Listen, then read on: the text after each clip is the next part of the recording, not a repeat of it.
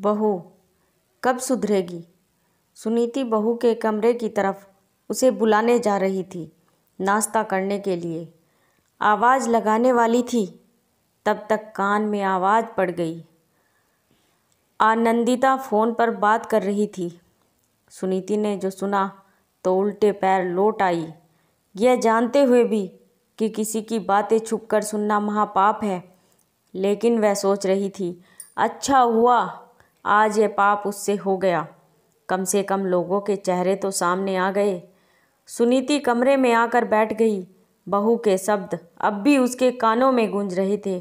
वह अपनी माँ से कह रही थी, मम्मी मैं तो बस माताजी को ले जाना चाह रही हूँ, वह मेरे साथ जाएगी तो मेरा काम हल्का हो जाएगा। यहाँ भी जब से आई हूँ आराम फरमा रही हूँ, और पापा जी चलेंगे तो तमाम बाउंडेशन रहेगी। पापा जी टोकते रहते हैं, हर समय काम में कमी निकालते रहते हैं। वह तो मम्मी जी न जाने कैसे उन्हें झेलती है, मैं तो 2-4 दिन भी नहीं झेल पाऊँगी। उधर से बहू की माँ क्या कह रही थी ये नहीं सुन पाई। फिर आनंदिता ने कहा, मम्मी मुझे फालतू का ज्ञान मत दीजिए, अकेले जाना चाहेंगी तो मैं उन्हें ले जाऊंगी, लेकिन अगर पापा जी जाएंगे तो मैं बिल्कुल मना कर दूंगी। मेरे से नहीं हो पाएगा। सुबह जल्दी उठो, रात में जल्दी सो। हो सकता बच्चों को भी उनके जाने से दिक्कत हो। पापा जी तो टीवी में बस न्यूज़ सुनते हैं या फिर पुराने ज़माने की पिक्चरें। आजकल के बच्चे तो इन सब से कोसों दूर भागते हैं, और मम्मी उनके साथ खाने पीने का भी बड़ा नाटक है। हर समय तो गर्म खाना चाहिए। मैं आपसे सही कह रही हूँ, मैं नहीं कर पाऊँगी।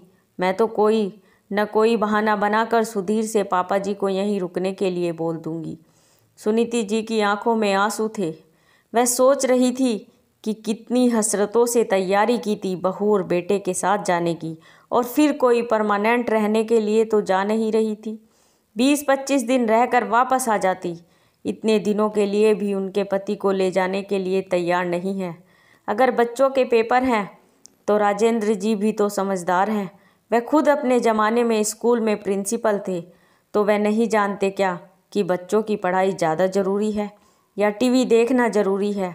आनंदिता यह भूल गई कि इन्हीं की कड़ी अनुशासन और देख रेख में पढ़कर सुधीर इतनी ऊंची पोस्ट पर जॉब कर रहा है। कितनी मेहनत करी थी इन्होंने जब दूसरे शहर में नौकरी करते थे और छुट्टी पर घर आते थे तो ट्रेन में बैठकर सुधीर के लिए नोट्स बनाते रहते थे। मैथ की कितनी प्रैक्टिस करवाते थे, पेपर बनाकर देते थे और सोल्व करवाते थे अपने सामने। आज वही इंसान फालतू का हो गया जिसकी वजह से सबके इतने ठाट बाट हैं। आज वह इतना उपेक्षित। थोड़ी देर बाद आनंदिता आई और बोली, चलिए मम्मी जी नाश्ता कर लेते हैं। जरा मम्मी का फ़ोन आ गया था तो उनसे बातें करने लगी। सुनीति बोली, कोई बात नहीं बेटा, माँ से बात करना तो बहुत ज़रूरी होता है और माँ की बात मानना भी बहुत ज़रूरी होता है। बड़े लोग जो सलाह देते हैं कहीं ना कहीं अपने अनुभव के आधार पर ही देते हैं। आनंदिता थोड़ी देर के लिए तो भौचक्की रह गई। उसकी समझ में नहीं आ रहा था कि मम्मी जी क्या बोल रही है। सबने बैठकर एक साथ नाश्ता किया। सुधीर ने पूछा, पापा मम्मी आपका क्या प्रोग्राम है?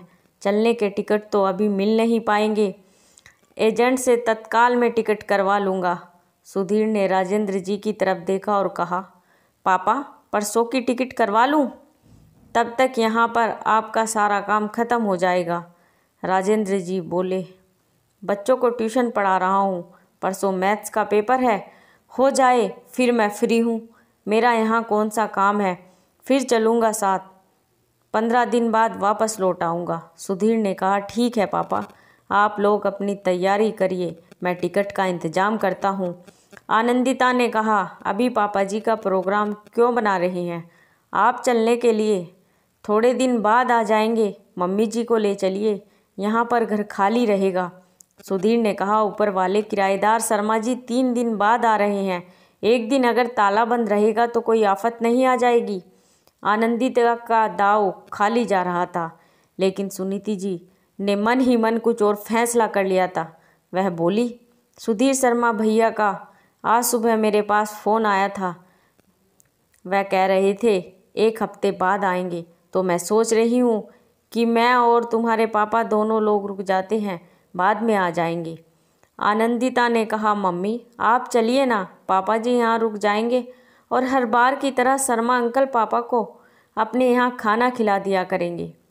राजेंद्र जी ने कहा, जब बहू इतना कह रही है तो तुम चली जाओ सुनीति। देखो मैं खिचड़ी तो बना लेता हूँ और तुम्हारे जाने के बाद और भी बहुत चीज़ें बना बना कर देखूँगा, जिससे जब तुम आओ तो तुम्हें अपने हाथों से बनाकर खिलाऊं। सुनीति जी उठी और बोली, अभी नहीं, अभी हम लोग नहीं जा रहे हैं। सुधीर, बहू और बच्चों को जाने दीजिए, हम लोग बाद में चलेंगे। और इतना कहकर अपने कमरे में चली गई। एक बार तो उनका मन हुआ कि जो सच्चाई है वह सबको बता दे। फिर यह सोच कर चुप हो गई, सुधीर को बहुत तकलीफ़ होगी और वह नहीं चाहती थी कि उनकी वजह से बहू बेटे के जीवन में तनाव हो। वह कमरे में आकर बैठी थी कि पीछे पीछे राजेंद्र जी आ गए और उनकी भीगती आंखों को देखकर पूछा, क्या बात है सुनीति, तुम इतना टेंशन में क्यों हो? तुम चली जाओ, मेरी चिंता मत करो, मैं अपने आप मैनेज कर लूँगा, मैं कोई बच्चा थोड़ी ना हूँ। अब कुछ दिन अकेले रहने का भी आनंद लेने दो। सुनीति ने कहा, देखिए यह मजाक की बात नहीं है, मैं अकेली नहीं जाऊँगी, कभी नहीं। अगर आप साथ में चलेंगे तो ठीक, नहीं तो हम दोनों यहीं पर सही हैं।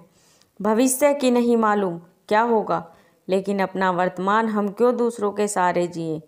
क्या बात है सुनीति, क्या सुधीर या बहू ने कुछ कह दिया जो तुम इतना परेशान हो? सुनीति ने थोड़ा बहुत बता दिया जो उन्होंने आनंदिता के मुंह से सुना था, क्योंकि पूरी बात जानकर उनको भी कष्ट होता। राजेंद्र जी बोले, मैं बात करता हूँ। सुनीति ने हाथ पकड़ा कर बैठा लिया और बोली, नहीं, ऐसी गलती मत करिएगा, आज हम और तुम सक्षम हैं। कल किसने देखा है, भगवान न करे कोई मुसीबत आती है तो हम लोगों को बच्चों के पास जाना पड़ेगा। इसलिए अभी मत कहिए, बस चुप रहिए। एक चुप बहुत कुछ कहा जाता है, लेकिन मैं आपसे बस इतना कहूँगी कि तुम हो तो सब कुछ है और तुम नहीं तो कुछ भी नहीं। मैं तुम्हारे बिना नहीं जाऊँगी, कभी नहीं।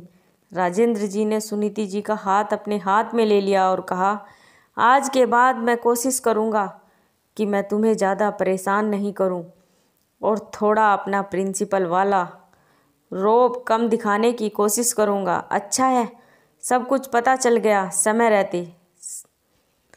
कहीं ना कहीं थोड़ी बहुत गलती तो मेरी भी है, उसे सुधारने की कोशिश करूँगा और फिर जब तुम्हें लगे मैं अच्छा बन गया हूँ तब हम दोनों चलेंगे।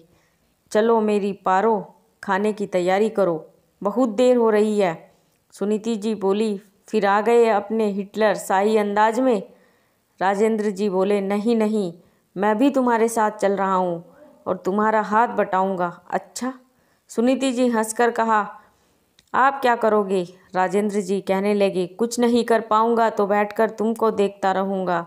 अरे चलो, ऐसा निकट्टू भी नहीं हूँ, मैं सब्जी काट सकता हूँ, सलाद काट सकता हूँ, और हाँ, तुम रोटी बेल देना, देख लेना मैं सेक लूँगा। दोनों पति पत्नी एक दूसरे के पूरक सच्चे हमसफ़र एक दूसरे का हाथ थामे चल दिए और अपने रोज़मर्रा की ज़िंदगी में मानो यह कहना चाह रहे हो, हम साथ साथ हैं और साथ साथ ही रहेंगे। दोस्तों, मेरी कहानी को अपना अनमोल समय देने के लिए आप सभी का तहे दिल से शुक्रिया। यदि मेरी कहानी आप लोगों को अच्छी लगे तो प्लीज़ कमेंट करें और मुझे सब्सक्राइब करें।